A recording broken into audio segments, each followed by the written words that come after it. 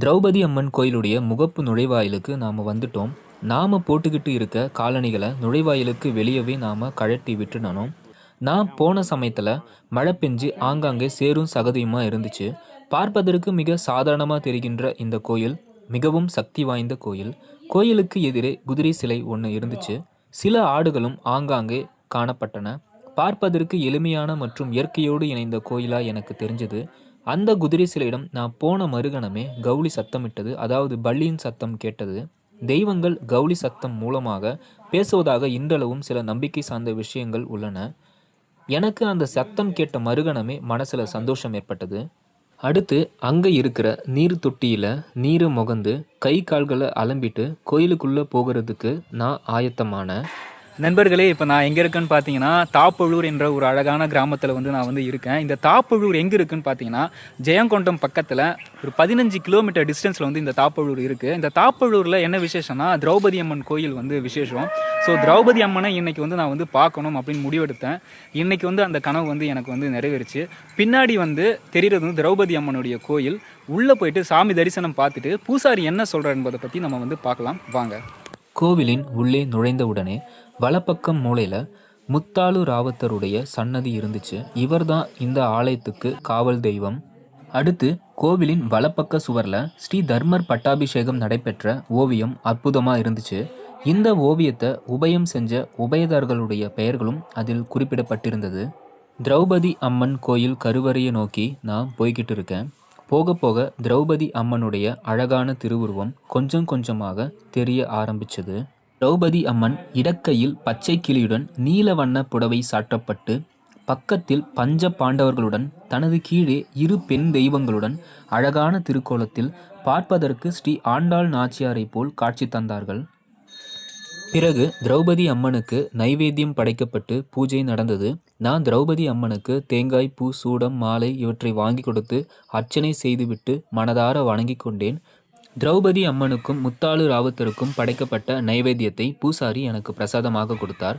அதில் 2 பிஸ்கட், பொங்கல், பொரிக்கடலை இருந்துச்சு. எனக்கு மதிய உணவாக திரௌபதி அம்மனுடைய பிரசாதம் கிடைச்சதை நான் ரொம்ப சந்தோஷமாக ஏற்றுக்கிட்டேன். அடுத்து இந்த கோவிலின் நிர்வாகி மோகன் பூசாரி ஐயா திரௌபதி அம்மனை பற்றி என்ன சொல்கிறாங்கன்னு பார்ப்போம். ஐயா சொல்லுங்க ஐயா, திரௌபதி அம்மனுடைய வரலாறு என்ன? மூதாதையர், அதாவது முப்பாட்டினார் ரங்கசாமி டாக்டர். அவர் கனவுல தோண்டி இந்த இடத்துல அப்போ முந்தியெல்லாம் காடு வெட்டி நிலம் சீர்திருத்தம் பண்ணி அதை பட்டா பிடிக்கிறது. அப்படி ஒரு சூழ்நிலையில் கனவுல தோண்டி சொன்னதுனால ரங்கசாமி டாக்டரால் இது உருவாக்கப்பட்ட இந்த கோயில். இந்த கோயிலுக்கு வெள்ளி செவ்வாய் சாதாரணமாக நாங்கள் படைக்கிறது. இதுக்கு குலதெய்வ காரணமாக 300 குடும்பங்கள் இருக்காங்க, வெளியூரில் தான் இருக்காங்கலாம். இந்த கோயிலுக்கு வருஷத்துக்கு ஒரு நட பங்குனி அமாவாசை போட்டு திருவிழா நடத்துவோம். இடப்பட்ட நாளில் விருப்பப்படுறவங்க, குலதெய்வ காரணங்களாக விருப்பப்படுறவங்க பூஜை நிவேத்தியங்கள் செஞ்சுக்கலாம். சரிங்க, ஓகே. அடுத்தது இந்த கோயிலோட சிறப்பு அம்சம் என்னையா? அந்த கோயில் சிறப்பு அம்சம்னா இது தலைமுறை 175-200 வருஷம் பழமை வாய்ந்த கோயில். ஓகேங்கய்யா. இதில் தலை விருட்சம் மகாலிங்க மரம். மகாலிங்க மரம் அந்த தீபாவளி காட்டினீங்கல்ல? ஆமாம் ஆமாம், மகாலிங்க மரம் தான். ஓகே. அதுதான் தலை விருட்சம். அதுக்கப்புறம் அதை வச்சு தான் கோயிலை கட்டி கோயில் நிர்வாகத்தை பார்த்துட்டு வந்தது. சரிங்க. இதில் என்னன்னா புத்திர பாக்கியங்கள் இல்லாதவங்க எல்லாத்துக்குமே பஞ்சபாண்டவர்கள் இருக்காங்கல்ல, பஞ்சபாண்டவர்கள்னு இருக்காங்கல்ல, ஆமாம், அவங்களுடைய ஆலயம் தான் உலகம் பூரா இருக்க. பஞ்சபாண்டவர்கள்னாவே உங்களுக்கு தெரியும், மகாபாரத கதை. ஆமாம், பாரத தாயின்னு சொன்னாவே அது திரௌபதி தான். அப்படி உள்ள காலகட்டத்தில் இவ்வூரில் இவங்க அருள் பாடிக்கிறாங்க அப்படின்னா இதுக்கு மாற்று பேர் ஒன்று இருக்குங்க, சாலகரையான்னு சொல்லுவாங்க.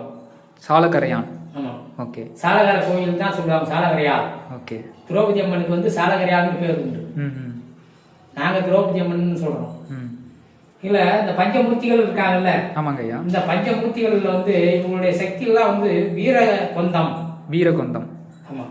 திரிசூலம் மாதிரி இதுக்கு வீரகொந்தம். இது சாமி புறப்பாட்டுக்கு முன்னாடி அதுதான் வரும். அதுக்கப்புறம் பின்னால் ஓர வீரபுத்திரன் மற்ற பரிவாரங்கள்லாம் தேர்ல வருது. இது 10 நாள் உற்சவம். 5 நாள் இடையில விட்டு அடுத்தது 2 நாள் உற்சவம் விளையாட்டுன்னு சொல்றது. இல்லை, இந்த 10 நாள் உற்சவத்தில் வந்து மகாபாரத கதை சொற்பொழிவு வந்து 8 நாள் நாங்கள் நடத்துகிறோம். எங்கள் தாத்தா பாட்டங்கள்லாம் வச்சது 8 நாள் கதை தான் வச்சாங்க. அதில் வந்து முக்கியமான நிகழ்ச்சிகள் நடத்துறது. இது உங்கள்கிட்ட நான் பத்திரிகை கொடுத்துருக்கேன்ல, அதுலேயே இருக்கு. ஓகேங்க, அதை பார்த்துங்க. ஓகே.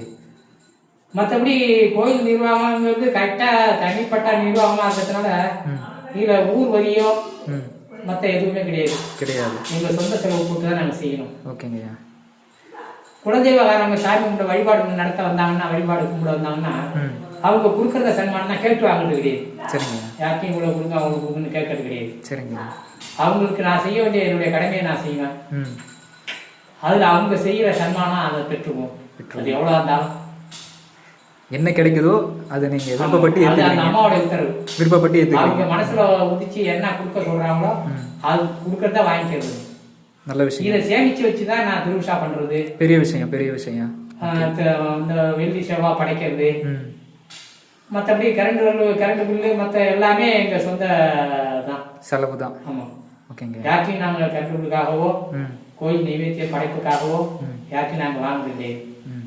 அதே மாதிரி வழிபட வர்றவங்க அவங்க தட்டில் எது வச்சாலும் வாங்கிக்குவோம், எவ்வளோ வச்சாலும் வாங்கிக்குவோம், அவங்களுக்கு கேட்க மாட்டோம். சரிங்க. இப்போ கோயிலுக்கு வளப்படுத்திருக்கிறது, கோயில் நடுவில் இருந்த கோயிலாக இருந்தது, இப்போ நல்லா வளப்படுத்தினாலும் நிறைய கொண்டு வந்துட்டேன். போர் இறக்கிருக்கேன், லெட்டின் பாத்ரூம் கட்டியிருக்கேன்.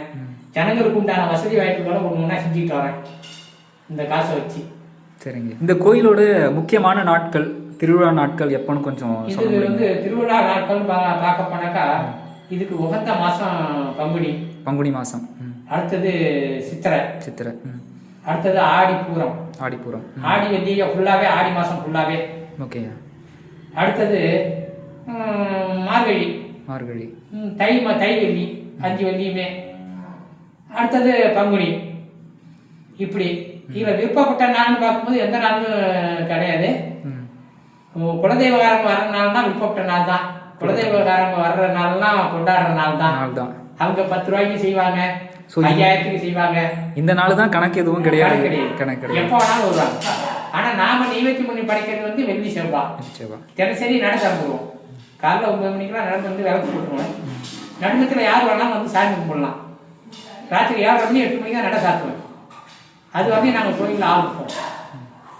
எப்பவுமே நட திறந்துருக்குமாயா? எப்போதுமே நட திறந்துருக்கும். நட திறக்காத நாளே கிடையாது. எந்த நாளையும் பூட்ட மாட்டோம். என்ன இந்த தெருவில் துக்க காரியம் அன்னைக்கு நடந்துச்சுன்னா அந்த நிமிஷம் மட்டும் நட சாத்திருக்கும். அன்னைக்கு மட்டும் நட சாத்திருக்கும். படைப்பு இருக்காது. ஓகே. அதுக்கப்புறம் எப்போதும் போல நாங்கள் செஞ்சுட்டு இருக்கோம். சரிங்கய்யா, ரொம்ப நன்றிங்க ஐயா. எனக்கு ரொம்ப சந்தோஷம். ஏன்னா நான் ரொம்ப தூரத்துலேருந்து வந்திருக்கேன் இந்த கோயிலுக்காக. இன்னும் வெளிப்படையா வெளியில இங்கே தெரியல. இந்த சுற்று வட்டாரத்துல பூரா இவங்க பேர் வழங்குறாங்க. கண்டிப்பா விளங்குங்க. எல்லாருக்கும் பயம் எங்ககிட்ட ஒன்று இருக்கும். எல்லா ஆலயத்துக்கும் இருக்கிறதால இந்த அம்மாட்டா கொஞ்சம் பயப்படுவாங்கல்ல. கண்டிப்பா ஐயா. திரௌபதி அம்மனை தரிசனம் செஞ்சாச்சு. பூசாரி மோகனையா என்ன சொன்னாங்கன்னா, திரௌபதி அம்மனிடம் நாம் உரிமையாக நம்முடைய வேண்டுதலை கேட்டோம்னா அது கண்டிப்பாக நடக்கும்னு சொன்னாங்க. குழந்தை பேரு, கல்யாணம், மனக்கோளாறுகள் போன்ற பிரச்சனை உள்ளவர்கள் திரௌபதி அம்மனை மனதார உரிமையோடு வேண்டிக் கொண்டால் நிச்சயம் நடக்கும் என்பது இந்த கோயிலின் சிறப்பம்சம். நாமும் திரௌபதி அம்மனை வேண்டிக் கொண்டு அம்மனுடைய அருளை பெறுவோம். நன்றி.